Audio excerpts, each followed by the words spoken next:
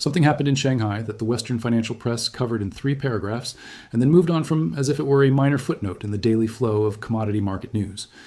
I'm here to tell you that it was not a footnote. It was not a minor technical event in a distant market that has no relevance to silver investors sitting in London or New York or Toronto. What happened in Shanghai was a warning shot. It was the market sending a signal so loud and so clear that anyone who understands how commodity markets function under stress should be sitting up straight and paying very close attention to what comes next.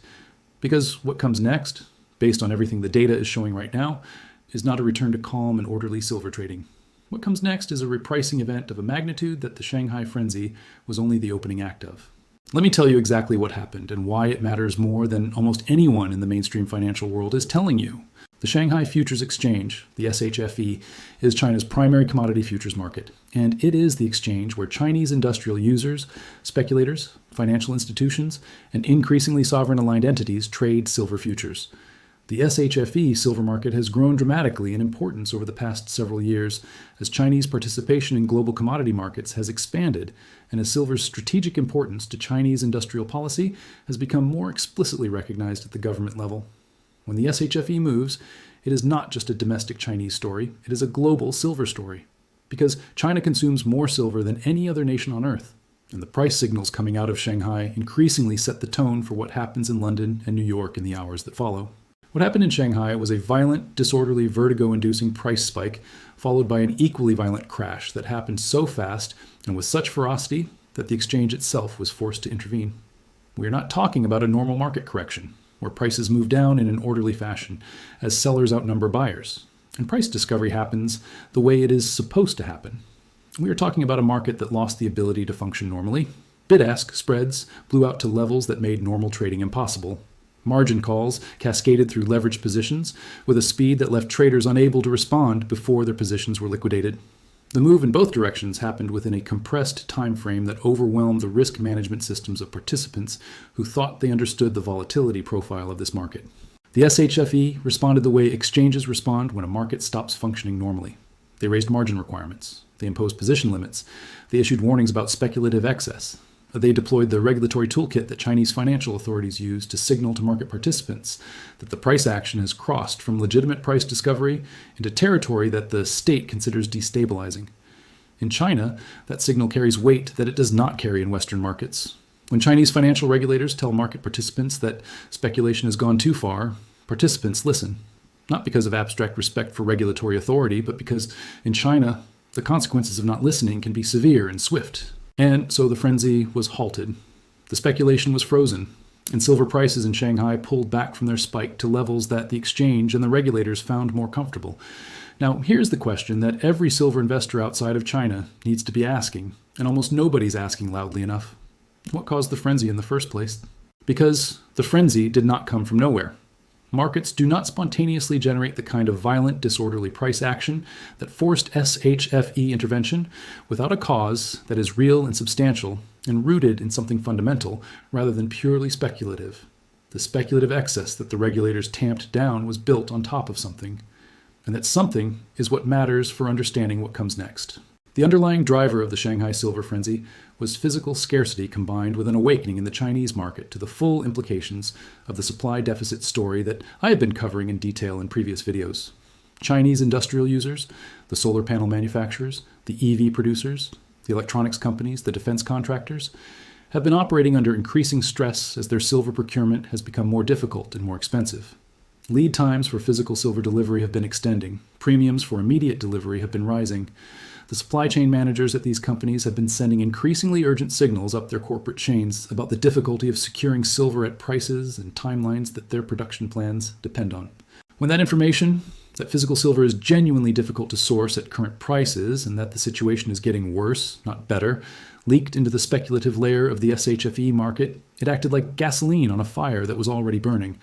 Speculators who understood what physical scarcity means for futures prices piled in. Momentum traders followed the momentum. Retail participants who had been watching silver and waiting for a signal to enter saw the price spike and rushed in behind the institutional and semi-institutional wave. The result was a self-reinforcing spiral of buying that drove prices to levels that the exchange determined were disconnected from what it considered orderly market function. But here is the critical insight that the mainstream coverage missed entirely. The regulators can halt the speculation. They cannot halt the underlying physical reality that ignited the speculation. They can raise margin requirements and impose position limits in jawbone markets back toward levels they consider appropriate. What they cannot do is manufacture silver that does not exist.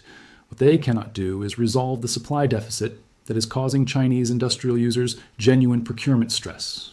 What they cannot do is make the structural demand picture go away. The intervention addressed the symptom. The cause is still there. And causes that are left unaddressed do not quietly resolve themselves. They build pressure until the next release valve opens. I want to put the Shanghai event in its proper historical context because history is the most reliable guide we have to understanding what follows a forced halt of a commodity price frenzy rooted in genuine physical scarcity. In 2010 and 2011, Chinese demand for silver, driven by an earlier wave of solar and electronics manufacturing expansion, contributed significantly to the price run that took silver from under $20 to nearly $50 in less than 18 months. The move was not smooth. It was punctuated by violent corrections, regulatory interventions, and periods of forced deleveraging that looked in the moment like the bull market was over. Every single one of those corrections was followed by a resumption of the uptrend that carried silver to prices higher than the correction had come from. The underlying physical demand reality did not care about the corrections. It reasserted itself every time because physical demand for a scarce resource is not something you can paper over with margin calls and position limits. In the palladium market in 2018 and 2019, Russian supply constraints combined with surging automotive catalyst demand created a physical scarcity situation that drove palladium from under $1,000 to over $2,800 per ounce in roughly 18 months. Along the way, there were multiple violent corrections that looked terrifying and felt like the thesis was breaking. Each one was a shakeout of weak hands. Each one was followed by a resumption that made the correction look trivial in retrospect. The physical scarcity was real. The price eventually reflected that reality. It always does. In the nickel market in 2022, a short squeeze driven by physical tightness and a massive short position held by a single entity caused such violent and disorderly price action that the London Metal Exchange, one of the most established commodity exchanges in the world, was forced to halt trading, cancel trades, and suspend the nickel market entirely for an extended period. The intervention was extraordinary. The underlying supply and demand dynamics that contributed to the tightness did not disappear because the LME intervened. They continued to exert pressure on the market long after trading resumed. In every one of these cases, the pattern was the same. Physical scarcity drove price toward levels that felt extreme and disorderly. Exchanges and regulators intervened to halt or dampen the speculative excess. The intervention created a temporary reprieve that looked like resolution. The physical reality reasserted itself, and prices ultimately moved to levels that the intervention had only temporarily delayed. The Shanghai silver frenzy fits this pattern precisely. The intervention has happened. The temporary reprieve is underway. The physical reality has not changed. What comes next, based on everything history tells us about how these situations resolve, is a resumption of the pressure that caused the frenzy in the first place. This time, potentially with more force, because the regulatory intervention will have flushed out some of the leveraged speculative positions that can be shaken out, leaving the market in the hands of participants with stronger conviction and longer time horizons, whose buying will be more sustained and less susceptible to margin call cascades. I also want to address the geopolitical dimension of what happened in Shanghai, because I think it reveals something important about how the Chinese government views silver right now that Western investors are completely missing. The fact that Chinese regulators intervened to halt the silver frenzy is being reported in the West as evidence that Chinese authorities are trying to prevent silver from going higher. That interpretation is superficial and probably wrong. Chinese regulators intervene in commodity markets to maintain orderly price function and to prevent the kind of disorderly volatile price action that disrupts the industrial planning and procurement of the companies that actually need these commodities to operate. A silver price that spikes 30% in a week and then crashes 20% in 2 days is not useful to a solar panel manufacturer trying to plan their silver procurement for the next quarter.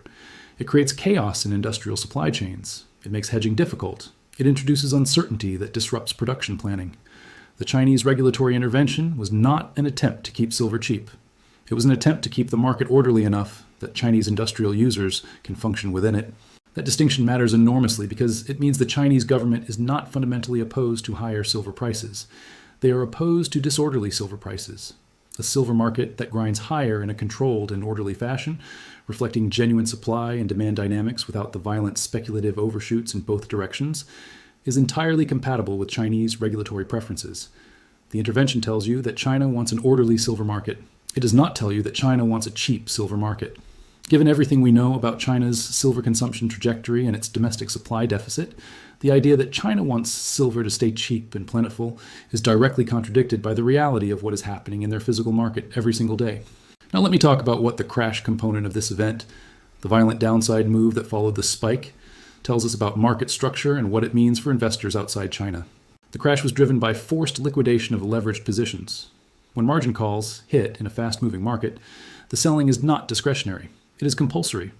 People and institutions with leveraged silver positions who could not meet margin requirements had their positions liquidated automatically, regardless of what they believed about the long-term value of silver or the validity of the supply deficit thesis. This kind of forced selling has nothing to do with the fundamental value of the asset. It has everything to do with the mechanical operation of a leveraged futures market under stress. The silver that was sold in the crash was not sold by people who changed their minds about silver. It was sold by people who had no choice because the exchange demanded margin they could not provide fast enough.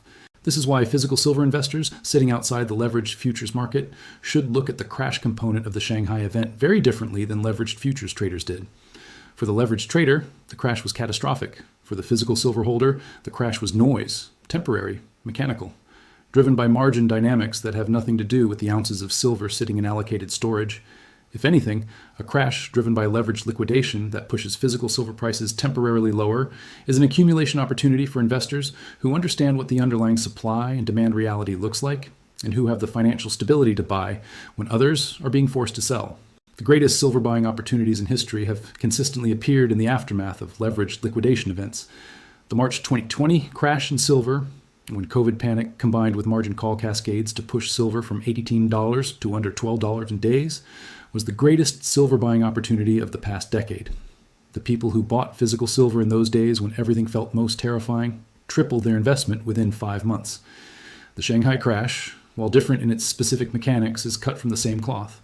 Forced selling creates temporary disconnections between price and value, and temporary disconnections between price and value are the raw material from which serious long-term wealth is built. I want to be direct about something that I think is important for anyone watching this to internalize before we talk about specific implications and actions. The Shanghai frenzy being halted is not the end of the silver story. It is not even close to the end. It is a chapter, a dramatic and revealing chapter, in a much larger story that is still in its early stages. The frenzy happened because the physical reality of silver supply and demand in China reached a pressure point that boiled over into the speculative market. The regulators put a lid back on the pot. But the heat underneath the pot, the structural demand, the supply deficit, the strategic importance of silver to Chinese industrial policy, the global inventory drain, that heat has not been turned down. It is still there, and pots with lids on them and heat underneath them build pressure. That pressure finds a release. History is consistent and unambiguous about this. What you are watching in Shanghai is the beginning of a market coming to terms with a supply reality that the price has not yet fully reflected. The frenzy was the first moment the market tried to price in that reality all at once. It was too fast and too disorderly, and the regulators shut it down. The next attempt will be different. It will be more sustained. It will involve more participants who have had time to understand the thesis and build positions sized for a multi-month or multi-year move rather than a speculative sprint. And when that more sustained repricing begins, when the physical scarcity that caused the Shanghai frenzy reasserts itself in a way that cannot be addressed with margin requirements and position limits, the move in silver will not look like a frenzy followed by a crash. It will look like a sustained, powerful, historic repricing of an asset that has been mispriced relative to its fundamental supply and demand reality for far too long. The Shanghai frenzy told you that the pressure is real. The halt told you that the regulators are watching and will try to manage the release of that pressure. But pressure managed is not pressure eliminated. It is pressure deferred. And deferred pressure in a market with the structural characteristics of silver right now, record demand, constrained supply, draining inventories, and a geopolitical overlay that could accelerate everything, deferred pressure has a way of becoming something much larger than what would have happened if the market had simply been allowed to find its own level. Watch Shanghai. Not because what happens there stays there, but because what happens there tells you what is about to happen everywhere else. The frenzy was a preview. The main event has not started yet. But every piece of evidence, the COMEX drain, the supply deficit data, the Chinese import flip, the basis compression, the SHFE intervention itself, is telling you the same thing from a different angle. Physical silver at current prices, in the context of everything that just happened in Shanghai, is not a speculative bet on a volatile commodity. It is a deliberate, informed, and historically grounded decision to own something real in a world where the paper promises that have kept real things artificially cheap are starting to show the strain of being backed by less and less physical reality every single month. The frenzy was halted. The thesis was not. Position yourself accordingly. I will see you in the next one.